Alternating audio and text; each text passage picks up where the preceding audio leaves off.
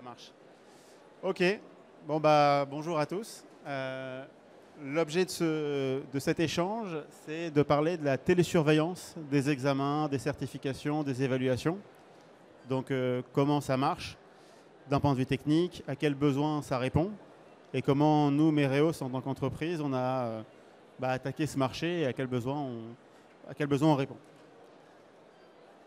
Donc rapidement, je m'appelle Doron Parianti. J'ai évolué pendant un peu plus de 10 ans dans le monde de la formation et de l'évaluation en tant qu'enseignant et puis en tant qu'auteur. Et puis il y a à peu près 10 ans maintenant, j'ai cofondé la société Mereos. C'est une société, donc, comme on l'a dit tout à l'heure, qui permet de numériser et de télésurveiller des examens. Un petit rapide récapitulatif du proctoring, c'est-à-dire la télésurveillance. Qu'est-ce que c'est? Comment c'est né? Il y a eu deux grosses régions pionnières, on va dire, dans ce marché. Les États-Unis, d'une part, et l'Asie, d'autre part. Les États-Unis, parce qu'il y a eu un vrai engouement du e-learning au début des années 2000, et avec des investissements massifs dans les tech. Et donc, ils ont numérisé leur formation, et du coup, ils ont eu besoin derrière de numériser également leurs évaluations, s'assurer que les évaluations se déroulent en ligne, dans un cadre sécurisé, que les résultats que l'on obtient derrière soient fiables, et ainsi de suite. Et puis en Asie, principalement en Inde, on a eu également une explosion du e-learning, du proctoring, pardon, parce qu'on est dans des zones géographiques très étendues et que les établissements du supérieur, les organismes de certification en Inde principalement, se sont rendus compte que pour toucher un très large marché, il fallait numériser les formations et donc numériser également les évaluations pour toucher un public très large. En France, en Europe et particulièrement en France, on a eu une belle explosion du marché du proctoring pendant le Covid, puisque les organismes de formation, les organismes de certification ont été obligés de se numériser, de se digitaliser. Et elles ont été également obligées du coup de numériser et de digitaliser leur modalité d'évaluation. Rapidement, en quelques chiffres, en 3 ans, c'est un secteur qui a connu un grand boom entre 2020 et 2024. On a multiplié par 3 dans le marché mondial le nombre de sessions qui sont télésurveillées. Notre entreprise, comme je l'ai dit tout à l'heure, elle a été créée en 2016 et c'est en 2024, pour la première année, on a atteint le 1 million d'examens télésurveillés sur nos différents outils de télésurveillance. On a 150 clients qui viennent de tout horizon. On a des écoles d'enseignement du supérieur, des certifications professionnelles, des organismes de formation, des CFA. Voilà, on a vraiment un public assez varié. On a même des entreprises qui utilisent nos outils pour surveiller leurs tests de recrutement quand ils veulent évaluer les compétences d'un salarié ou d'une prochaine recrue. Et donc, on a un peu plus de 200 000 utilisateurs aujourd'hui de Mereos à l'année. Mereos, on se positionne aujourd'hui comme une référence en Europe, puisqu'on travaille sur le marché français, mais également dans des pays francophones. On offre, on va dire, 2 grandes modalités de télésurveillance. Notre cœur de métier, c'est de s'intégrer sur des plateformes LMS, plateformes d'évaluation.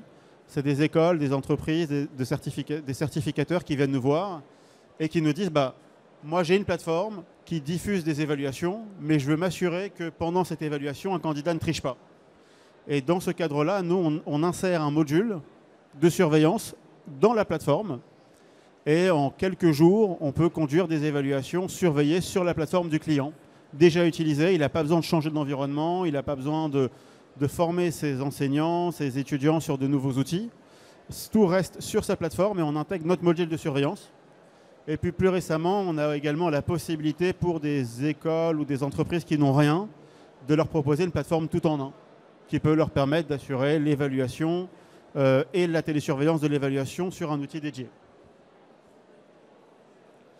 On répond à plusieurs besoins au final sur ce marché. Le besoin numéro 1, c'est la flexibilité de la surveillance. On a des établissements qui viennent nous voir et qui nous disent nous, on est intéressés pour surveiller nos examens, mais en salle de classe. Et dans ce cadre-là, voilà, il y a 2 personnes qui étaient là tout à l'heure au stand. Dans ce cadre-là, on a la possibilité de créer une surveillance sur mesure. On va verrouiller l'ordinateur du candidat mais on va pas avoir besoin de le filmer, d'enregistrer son écran, etc., puisqu'il est déjà en salle de classe et il y a un surveillant face à lui. Il y a d'autres certificateurs ou entreprises qui nous demandent de filmer le candidat avec sa webcam, de filmer son écran. On a même un établissement du supérieur, HEC par exemple, qui nous a demandé de créer une application mobile. Et on a double écran, c'est-à-dire qu'on filme le candidat via une application mobile et via la webcam. Le deuxième point un peu, on va dire, intéressant chez Mereos, c'est l'expérience 5 étoiles que l'on offre à nos clients. On a un temps de réponse moyen en cas de problème, par exemple un étudiant ou un candidat qui n'a plus de batterie sur son ordinateur, quelqu'un qui n'a pas de webcam, quelqu'un qui a perdu son réseau. On a un temps de réponse moyen inférieur à 2 minutes et on a un support technique qui est disponible en français et en anglais. Donc on est en mesure d'offrir à des établissements voilà, un support de qualité et on permet d'avoir une expérience globale assez satisfaisante. En tant qu'entreprise française, on a été également très à cheval sur la conformité RGPD et la réglementation de la CNIL. Donc on a une durée de conservation des flux vidéo et autres qui est limitée dans le temps. On ne s'insère pas dans l'ordinateur du candidat. On ne fait pas de reconnaissance biométrique. Enfin, on répond à différentes normes qui nous permettent d'être utilisés par des organismes du secteur public en France, par des universités et autres. Et voilà. Un dernier point qui pourrait être intéressant, c'est le fait que l'on est intégré avec plusieurs acteurs sur le marché. Aujourd'hui, on est intégré avec une vingtaine de LMS. Il y a une entreprise, par exemple, AssessmentQ, une entreprise belge qui est présente en ce moment même lors de la conférence, avec qui on est en train de s'intégrer pour permettre de faire de la surveillance sur leur plateforme. On est intégré également sur des organismes de gestion de certification comme WEDOF, comme ProCertif. Bref, on est intégré sur beaucoup d'outils différents. Et l'idée, c'est de permettre de garder les mêmes modalités que vous avez aujourd'hui, mais d'avoir une brique de surveillance supplémentaire dans le cadre de vos évaluations. Voilà, donc l'expérience Mereos, elle est un peu comme ça. On a d'abord une phase de pré-vérification où le candidat, eh ben, on va activer sa webcam, on va vérifier que son micro marche bien, on va vérifier sa pièce d'identité, on va enregistrer son écran et puis on va filmer derrière toute son évaluation. Et on a une intelligence artificielle qui a été développée, préventive, et qui va détecter certains comportements suspects et envoyer des alertes aux candidats. Par exemple, un étudiant qui, pendant plus de 10 secondes d'affilée, son visage n'est plus visible à la caméra, parce qu'il cache sa tête, par exemple, parce qu'il va recevoir une alerte qui va lui dire « Attention, votre visage n'est plus visible ». Ça nous permet à la fin d'arriver à un taux de fraude qui est très limité, ne pas avoir un taux de fraude excessif, parce que l'étudiant, il a en temps réel des alertes qui lui disent de se remettre sur le droit chemin et de passer son examen dans les bonnes conditions. Et puis, à la fin de l'examen, quand un étudiant finit ou un apprenant finit son évaluation, on récupère, en tant que Mereos, le journal de son évaluation. On va récupérer son flux vidéo, son flux écran, sa pièce d'identité et tout un tas d'éléments remontés par l'IA qui va nous dire, attention, pendant cet examen, l'étudiant a visité ChatGPT, il a visité Google, il est sorti de sa page pour telle et telle raison. Et ça nous permet derrière de diagnostiquer est-ce que l'étudiant a fait son examen dans des bonnes conditions ou est-ce qu'il a triché. Et on fait remonter l'information finale à l'établissement. Voilà. Un cas d'usage pour finir, c'est un cas d'usage que l'on peut évoquer, le cas d'usage Le Robert, la certification Le Robert. C'est une certification en langue qui permet de mesurer le niveau d'aptitude des apprenants à parler et à écrire en français. On évalue chaque année un peu plus de 10 000 examens, plus de 10 000 personnes qui passent des tests à travers la plateforme Mereos. En passant sur Mereos, ils ont eu la possibilité d'ajouter de la flexibilité dans leurs évaluations. Ils ne sont plus obligés d'avoir des examens à des heures précises. L'apprenant peut passer son test 24 heures sur 24, 7 jours sur 7. On a un temps de moyen de réponse sur le Robert d'un peu plus de 2 minutes pour les 10 000 apprenants en temps de réponse par session d'examen en cas de problème ou en cas de questionnement. Et on s'est intégré en 12 jours sur leur plateforme, qui est une plateforme maison. Donc ça a pris un peu de temps, mais ça a pris moins de 2 semaines. Et en moins de 2 semaines, ils ont pu avoir la télésurveillance dans leur outil. C'est un outil maison, on a intégré notre extension. Et ils peuvent aujourd'hui faire passer les mêmes évaluations qu'ils faisaient avant, sauf qu'elles sont surveillées. Un dernier point, grâce aux analyses d'intelligence artificielle que j'ai montrées juste là, On est en mesure de réduire le temps de visionnage des vidéos. Quand un étudiant finit son examen, on est capable de réduire une vidéo de 2 heures en 5 minutes. Parce qu'on n'a pas besoin de regarder toute la session, ce n'est pas intéressant.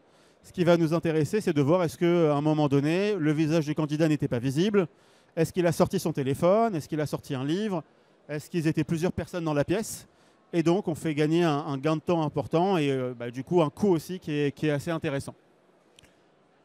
Voilà, donc Mereos, on est au stand R83, qui est un petit peu plus loin. Et si vous avez des questions, je serais ravi d'y répondre. Merci beaucoup. Est-ce que vous avez des questions? Avec plaisir. On en reparle la prochaine fois. Merci beaucoup.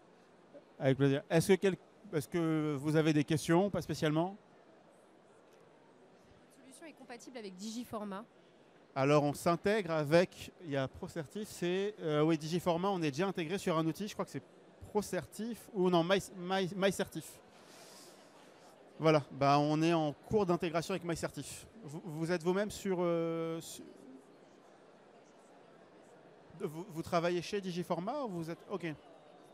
Qui est plugué déjà chez Digiformat. D'accord. Et vous faites passer des évaluations en ligne